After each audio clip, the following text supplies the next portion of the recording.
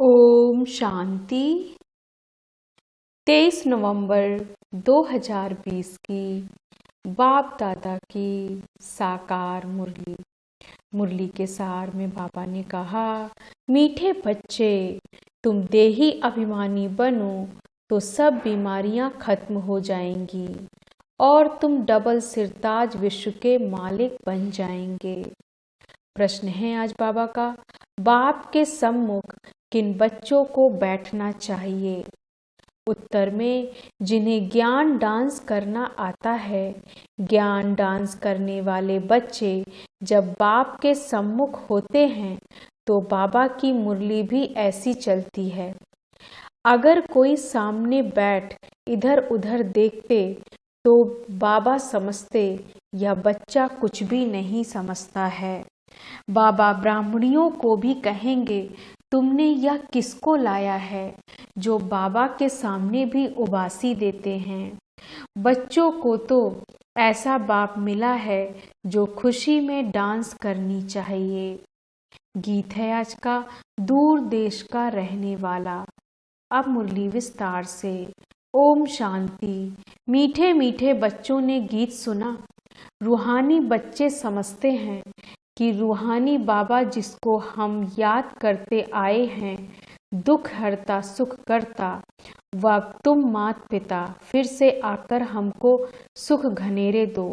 हम दुखी हैं, यह सारी दुनिया दुखी है, क्योंकि यह है कलयुगी पुरानी दुनिया। पुरानी दुनिया अथवा पुराने घर में इतना सुख नहीं हो सकता जितना नई दुनिया नए घर में होता है। तुम बच्चे समझते हो, हम विश्व के मालिक आदि सनातन देवी देवता थे। हमने ही 84 जन्म लिए हैं। बाप कहते हैं, बच्चों, तुम अपने जन्मों को नहीं जानते हो कि कितने जन्म पाठ बजाया है। मनुष्य समझते हैं 84 लाख पुनर्जन्म हैं। एक एक पुनर्जन्म कितने वर्ष का होता है। 84 लाख के हिसाब से तो सृष्टि चक्र बहुत बड़ा हो जाए। तुम बच्चे जानते हो, हम आत्माओं का बाप हमको पढ़ाने आए हैं। हम भी दूर देश के रहने वाले हैं। हम कोई यहाँ के रहने वाले नहीं हैं। यहाँ हम पाठ बजाने आए हैं। अभी इस पराये देश में आए हैं। शिव को बाबा कहेंगे, रावण को बाबा नहीं कहेंगे, भगवान को बाबा कहेंगे। बाप की महिमा अलग है। 5 विकारों की कोई महिमा करेंगे क्या? दे अभिमान तो बहुत बड़ी बीमारी है। हम देही अभिमानी बनेंगे तो कोई बीमारी नहीं आएगी और हम विश्व के मालिक बन जाएंगे। यह बातें तुम्हारी बुद्धि में हैं। तुम जानते हो, शिव बाबा हम आत्माओं को पढ़ाते हैं। जो भी और इतने सत्संग आदि हैं, कहाँ भी ऐसे नहीं समझेंगे कि हमको बाबा आकर राजयोग सिखलाएंगे, राजाई के लिए पढ़ाएंगे। राजा बनाने वाला तो राजा ही चाहिए ना। सर्जन पढ़ाकर आप समान सर्जन बनाएंगे। अच्छा, डबल सिरताज बनाने वाले कहाँ से आएगा जो हमको डबल सिरताज बनाए? इसलिए मनुष्य ने फिर डबल सिरताज कृष्ण को रख दिया है। परंतु कृष्ण कैसे पढ़ाएंगे? जरूर बाप संगम पर आए होंगे, आकर रजाई स्थापन की होगी। बाप कैसे आते हैं यह तुम्हारे सिवाय और कोई की बुद्धि में नहीं होगा। दूर देश से बाप आकर हमको पढ़ाते हैं, राजयोग सिखलाते हैं। बाप कहते हैं, मुझे कोई लाइट व रत्न जड़ित ताज है नहीं, वह कभी राजाई पाते नहीं। डबल सिरताज बनते नहीं, औरों को बनाते हैं। बाप कहते हैं, हम अगर राजा बनता तो फिर रंक भी बनना पड़ता। भारतवासी राव थे, अब रंक हैं। तुम भी डबल सिरताज बनते हो तो तुमको बनाने वाला भी डबल सिरताज होना चाहिए, जो फिर तुम्हारा योग भी लगे। जो जैसा होगा ऐसा आप समान बनाएगा। सन्यासी कोशिश कर सन्यासी बनाएंगे, तुम गृहस्थी, वह सन्यासी, तो फिर तुम फॉलोवर्स तो ठहरे नहीं। कहते हैं फलाना शिवानंद का फॉलोवर्स है, परंतु वह सन्यासी माथा मुड़ाने वाले हैं। तुम तो फॉलो करते नहीं, तो तुम फिर फॉलोवर्स क्यों कहते हो? फॉलोवर्स तो वह जो झट कपड़ा उतार कफनी पहन ले। तुम तो गृहस्थ में विकारों आदि में रहते हो, फिर शिवानंद का फॉलोवर्स कैसे कहलाते हो? गुरु को तो काम है सद्गति करना। गुरु ऐसे तो नहीं कहेंगे फलाने को याद करो, फिर तो खुद गुरु नहीं हुआ। मुक्ति धाम में जाने के लिए भी युक्ति चाहिए। तुम बच्चों को समझाया जाता है तुम्हारा घर है मुक्ति धाम अथवा निराकारी दुनिया। आत्मा को कहा जाता है निराकारी सोल। शरीर है 5 तत्वों का बना हुआ। आत्मा कहाँ से आती हैं? परमधाम निराकारी दुनिया से। वहाँ बहुत आत्माएं रहती हैं, उनको कहेंगे स्वीट साइलेंस होम। वहाँ आत्माएं दुख सुख से न्यारी रहती हैं। या अच्छी रीति पक्का करना है, हम हैं स्वीट साइलेंस होम में रहने वाले। यहाँ यह नाटकशाला है जहाँ हम पार्ट बजाने आते हैं। इस नाटकशाला में सूर्य, चांद, स्टार्स आदि बत्तियां हैं। कोई गिनती कर न सके कि यह नाटकशाला कितने माइल्स की है। एरोप्लेन में ऊपर जाते हैं, लेकिन उसमें पेट्रोल आदि इतना नहीं डाल सकते जो जाकर फिर लौट भी आएं। इतना दूर नहीं जा सकते, वह समझते हैं। इतने माइल्स तक हैं, लौटेंगे नहीं तो फिर गिर पड़ेंगे। समुद्र का व आकाश तत्व का अंत पा नहीं सकते। अभी बाप तुमको अपना अंत देते हैं। आत्मा इस आकाश तत्व से पार चली जाती है। कितना बड़ा रॉकेट है। तुम आत्माएं जब पवित्र बन जाएंगी तो फिर रॉकेट मिसल तुम उड़ने लग पड़ेंगे। कितना छोटा रॉकेट है। सूर्य चांद से भी उस पार मूल वतन में चले जाएंगे। सूर्य चांद का अंत पाने की बहुत कोशिश करते हैं। दूर से स्टार्स आदि कितने छोटे देखने में आते हैं तो बहुत बड़े। जैसे तुम पतंग उड़ाते हो तो ऊपर से कितनी छोटी छोटी दिखाई पड़ती है। बाप कहते हैं तुम्हारी आत्मा तो सबसे तीखी है। सेकंड में एक शरीर से निकल दूसरे गर्भ में जाए प्रवेश करती है। किसका कर्मों का हिसाब किताब लंदन में है तो सेकंड में लंदन जाकर जन्म लेगी। सेकंड में जीवन मुक्ति की गाई हुई है ना। बच्चा गर्भ में निकला और मालिक बना, वारिस हो ही गया। तुम बच्चों ने भी बाप को जाना, गोया विश्व के मालिक बन गए। बेहद का बाप ही आकर तुमको विश्व का मालिक बनाते हैं। स्कूल में बैरिस्ट्री पढ़ते हो तो बैरिस्टर बनेंगे। यहाँ तुम डबल सिरताज बनने के लिए पढ़ते हो। अगर पास होंगे तो डबल सिरताज जरूर बनेंगे, फिर भी स्वर्ग में तो जरूर आएंगे। तुम जानते हो बाप तो सदैव वहाँ ही रहते। जो गॉड फादर कहेंगे तो भी दृष्टि जरूर ऊपर जाएगी। गॉड फादर है तो जरूर कुछ तो उनका पार्ट होगा ना। अभी पार्ट बजा रहे हैं, उनको बलवान भी कहते हैं। कांटों से आकर फूल बनाते हैं, तो तुम बच्चों को खुशी होनी चाहिए। बाबा आया हुआ है, इस देश पर आए। दूर देश का रहने वाला आए देश पर आए। दूर देश का रहने वाला तो बाप ही है और आत्माएं भी वहाँ रहती हैं। यहाँ फिर पार्ट बजाने आती हैं। देश पराए या अर्थ कोई नहीं जानते। मनुष्य तो भक्ति मार्ग में जो सुनते हैं वह सत सत कहते रहते हैं। तुम बच्चों को बाप कितना अच्छी रीति समझाते हैं। आत्मा इम्प्योर होने से उड़ नहीं सकती। प्योर बनने बगैर वापस जा नहीं सकती। पतित पावन एक ही बाप को कहा जाता है, उनको आना भी है संगम पर। तुमको कितनी खुशी होनी चाहिए, बाबा हमको डबल सिरताज बना रहे हैं।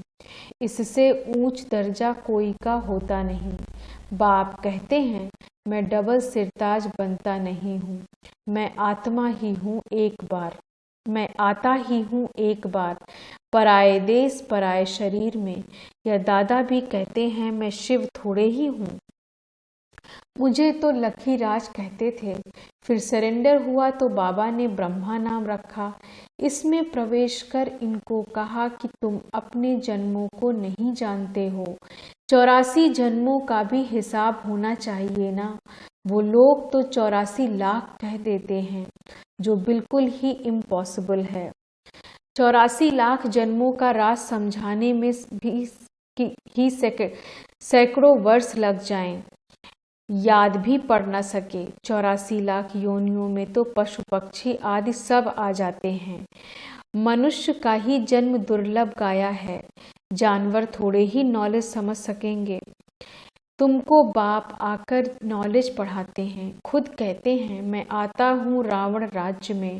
माया ने तुमको कितना पत्थर बुद्धि बना दिया है, अब फिर बाप तुमको पारस बुद्धि बनाते हैं।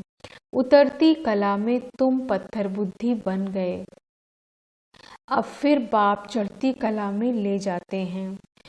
नंबरवार तो होते हैं ना, हर एक को अपने पुरुषार्थ से समझना है। मुख्य बात है याद की।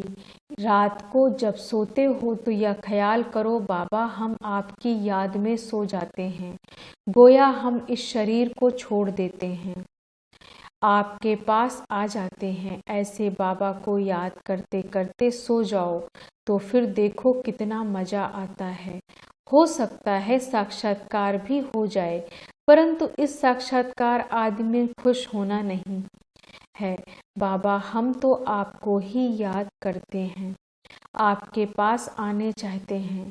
बाप को तुम याद करते करते बड़े आराम से चले जाएंगे। हो सकता है सूक्ष्म वतन में भी चले जाओ, मूल वतन में तो जा नहीं सकेंगे। अभी वापस जाने का समय कहाँ आया है। हाँ साक्षात्कार हुआ बिंदी का, फिर छोटी छोटी आत्माओं का झाड़ दिखाई पड़ेगा। जैसे तुमको बैकुंठ का साक्षात्कार होता है ना, ऐसे नहीं साक्षात्कार हुआ तो तुम बैकुंठ में चले जाएंगे नहीं, उसके लिए तो फिर मेहनत करनी पड़े। तुमको समझाया जाता है, तुम पहले पहले जाएंगे स्वीट होम, सब आत्माएं पाठ बजाने से मुक्त हो जाएंगी। जब तक आत्मा पवित्र नहीं बनी है तब तक जा न सके। बाकी साक्षात्कार से मिलता कुछ भी नहीं है। मीरा का साक्षात्कार हुआ, बैकुंठ में चली थोड़े ही गई, बैकुंठ तो सतयुग में ही होता है। अभी तुम तैयारी कर रहे हो बैकुंठ का मालिक बनने के लिए। बाबा ध्यान आदि में इतना जाने नहीं देते हैं, क्योंकि तुमको तो पढ़ना है ना।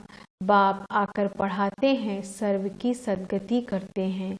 विनाश भी सामने खड़ा है, बाकी असुरों और देवताओं की लड़ाई तो है नहीं।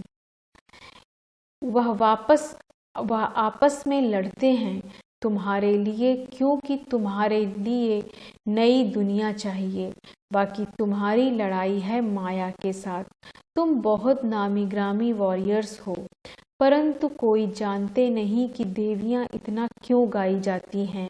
अभी तुम भारत को योग बल से स्वर्ग बनाते हो। तुमको अब बाप मिल गया है, तुमको समझाते रहते हैं, ज्ञान से नई दुनिया जिंदाबाद होती है। या लक्ष्मी नारायण नई दुनिया के मालिक थे ना, अब पुरानी दुनिया है। पुरानी दुनिया का विनाश आगे भी मसलों द्वारा हुआ था। महाभारत लड़ाई लगी थी, उस समय बाप राजयोग भी सिखा रहे थे।